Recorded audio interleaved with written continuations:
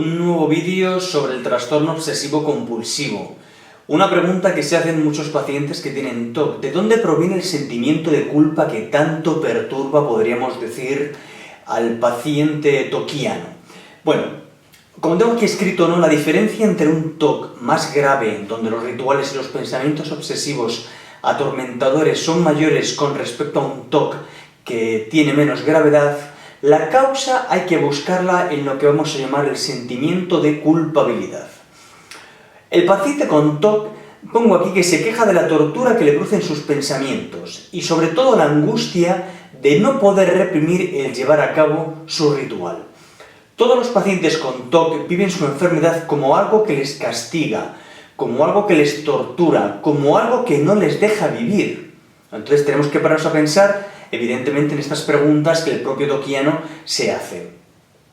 Este castigo de llevar a cabo los rituales obsesivos, el castigo de pensar cosas horribles que tanto angustian al paciente obsesivo, tiene su raíz en lo que nosotros vamos a llamar la culpa inconsciente. El sentimiento de culpa, entonces, forma parte de todas las personas que tienen TOC, ¿de acuerdo?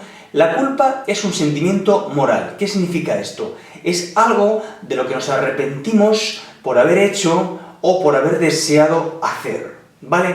No es tanto a veces lo que el paciente toquiano ha hecho, sino lo que se reprocha que le gustaría hacer o que desea hacer, o que se le impone en la cabeza como algo que tiene que hacer. Un paciente con TOC se pregunta cómo puede desear, por ejemplo, querer hacer daño a las personas que quiere, ¿no? Y la respuesta está en que tras ese deseo de hacer daño es porque hay algo en el paciente toquiano que lo justifica. Por ejemplo, los celos que un paciente toquiano siente, por ejemplo, hacia los hermanos o hacia la figura del padre o de la madre, esto redunda en que ese sentimiento de celos le hace sentir agresividad y le hace tener también deseos de eliminar a la persona que en ese caso ocupó su lugar, como puede ser el padre, la madre o el hermano.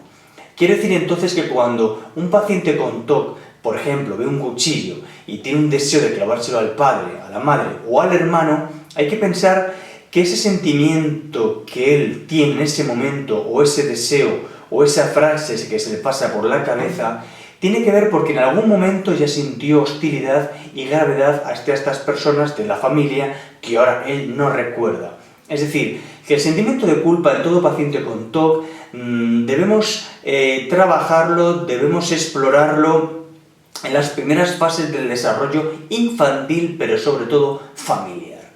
Entonces, como el sentimiento de culpa no es tanto por lo que el paciente hizo, aunque a veces hizo algo de lo cual se reprocha, sino que permanentemente se está reprochando el tener pensamientos que no se da cuenta que en el fondo son deseos. Pero tener un deseo agresivo, por ejemplo, por el cual se tortura el paciente toquiano, no significa que lo tengas que llevar a cabo. Podríamos decir que ese deseo de agresividad, o ese deseo a veces tan torturante, es la respuesta a algo que el paciente vio, sintió, y que no deja de ser, por ejemplo, una respuesta a otro deseo.